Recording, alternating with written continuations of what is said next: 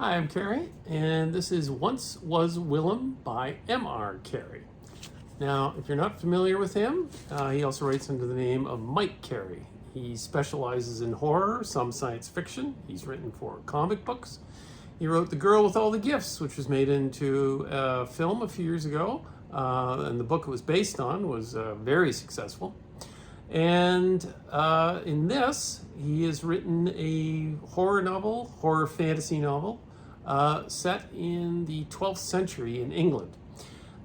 It is part folk horror, part cosmic horror, though the cosmic part might be true. I'm not sure if the horror part of the cosmic is true, but it's in there.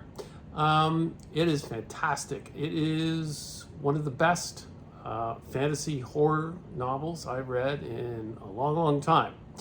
And he's done something clever that another author did something very similar that I did a video about, Alex Grecian in Red Rabbit last year.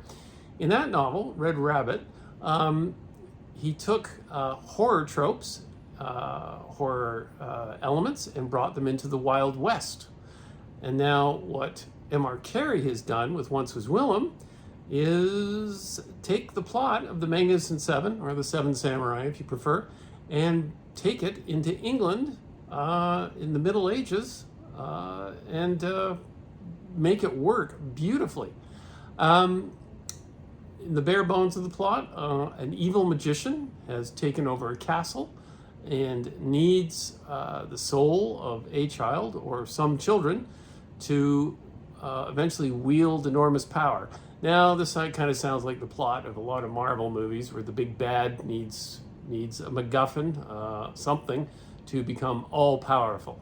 But in Carey's hands, he does something very special because he pays attention to the historical context of his setting, and it works as historical fiction. The narrator, Willem, has been brought back from the dead by the magician, and that will perhaps lead to the magician's downfall.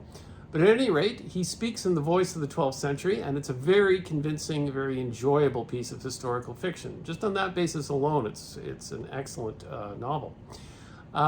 Willem is aided by, let me get this straight, he's aided by two shapeshifters, a ghost, the ghost of a witch, a water spirit, another spirit called Unsung Jill, and I'm not quite sure what she was. But at any rate, I'm not sure if I got all my numbers added up, but there are 7 of them, the Magnificent Seven. And they pit themselves against this magician in defending a village. That sounds familiar, doesn't it? Who contain the village which contains the children that the magician wants for his evil purposes. Now, if it sounds silly or too high concept, it isn't. He has taken a high concept of moving a Western plot into England hundreds and hundreds of years ago, and he's made it work by his world building. All his 7 magnificent supernatural entities are beautifully described and developed. The environment is, the bad guys, the good guys. It's a really first-class piece of writing. In fact, better than anything I've ever read by him before. As good as the Felix Castor novels were, this is even better. Better than The Girl with All the Gifts. It's as though he's let his imagination just run riot and had complete fun with it. And the language he uses, the inventiveness of the prose, it can't be beat.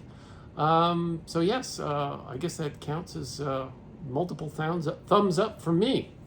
So I'll end with my usual promo for my own noir thriller, The Skeleton Palms. Very dark, very violent, and it takes place in California and Nevada, and it has to do with a bunch of evil billionaires who are not opposed by a Magnificent Seven, just one lone man and woman.